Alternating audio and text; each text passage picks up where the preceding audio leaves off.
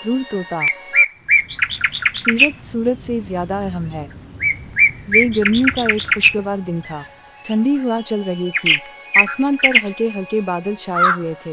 एक कौवा तालाब के किनारे एक पत्थर पर बैठ गया और ठंडी हवा से लुत्फ़अंदोज़ होने लगा। तालाब में मौजूद राजहंस ने कौवे को देखा तो कौवे के पास आ गया। इसने सलाम दुआ के बाद पूछा कि तुम आज खोए खोए से लग रहे हो। कौवे ने उदासी से कहा कि मेरा रंग इतना काला है और मेरी आवाज़ भी बहुत बुरी है। हर कोई मुझसे नफरत करता है। राजहंस ने कौवे को समझाया कि सीरत सूरत से ज़्यादा अहम है। राजहंस ने कौवे को आसान तरीके से समझाने का फैसला किया। इसने कौवे को कहानी सुनाना शुरू की। एक जंगल में कहीं से तोता आ गया।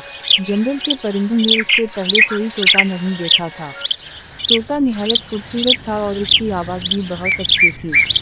तमाम परिंदे तोते के साथ बैठा करते थे और खुशी महसूस करते थे। नतीजा ये हुआ कि तोता मगरूर हो गया।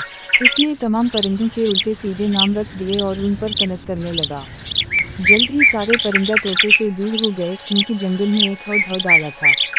वो खूबसूरत होने के साथ साथ खूबसूरत भी था। वो दूसरे परिंदों की मदद करके खुशी महसूस करता था।